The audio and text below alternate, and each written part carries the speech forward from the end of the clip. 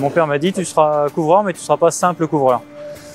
Il ne voulait pas que j'en fasse simplement quelque chose pour passer le temps ou autre, ou que je ne plaise pas dans mon métier. Il fallait vraiment que j'approfondisse toutes mes capacités, que j'aille au bout et toujours persévérer.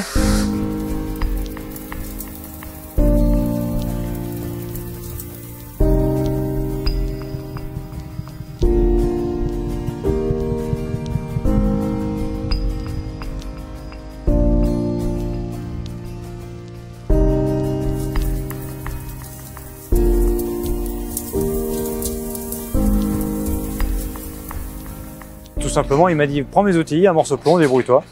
Et donc j'ai tapé un morceau de plomb et d'une simple feuille de plomb, j'en ai sorti une tête de cheval sur une matrice en bronze. Et ça m'a plu. Et lorsque vous arrivez à la fin du collège et que vous avez 15 ans, mais sans forcément beaucoup d'idées, mais à un bon niveau, bon bah je suis parti directement en couverture plutôt que d'aller faire de la générale et aller en médecine, faire du droit ou autre chose qui ne m'aurait pas forcément amené là où j'aurais voulu aller.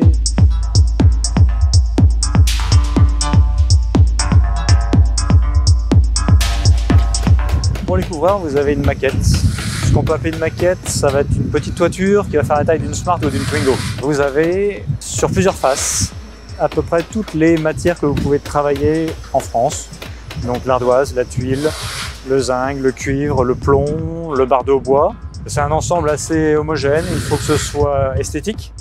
Même si vous avez des faces différentes, avec des matières différentes, des couleurs différentes. Et lorsque vous avez obtenu ça et que vous arrivez à travailler à peu près toutes ces matières, si nos pairs sont satisfaits de vous, vous pouvez être reçu.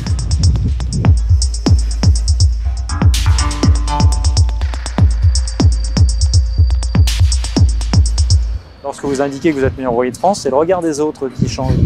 Vous n'êtes plus un simple couvreur, vous êtes quelqu'un qui est devenu meilleur ouvrier de France et dont vous pouvez avoir confiance, dont vous pouvez être certain que lorsqu'il travaillera sur votre toiture, normalement, vous n'aurez aucun souci.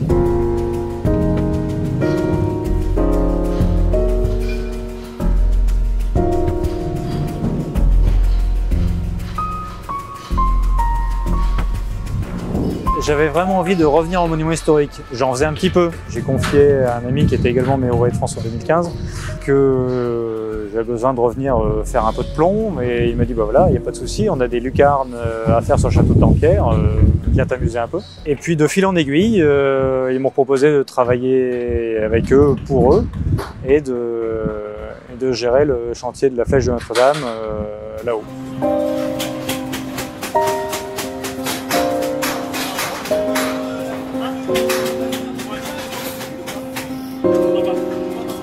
Ça consistait à mettre en place tout ce que l'on a pu préparer en atelier, donc les pinacles, les feuilles de plomb qui servent à faire les aiguilles pour pouvoir redescendre l'échafaudage rapidement. C'est un chantier hors norme, en tout point, la taille, le nombre d'entreprises qui travaillent ici, les grues, j'avais jamais eu de grue avant. L'ascenseur aussi, bon, ça de temps en temps, mais tout est hors norme. Et lorsque vous êtes dessus, et on garde la vue les premiers jours, et après on la voit plus. On est vraiment sur la flèche, on fait que ça, on est dessus. Et de ce gros bâtiment, on n'en voit qu'un petit bout et on s'occupe que de ce petit bout. Et ça change au fur et à mesure des mois, oui. On la regarde plus, c'est dommage, mais on sait qu'elle est là.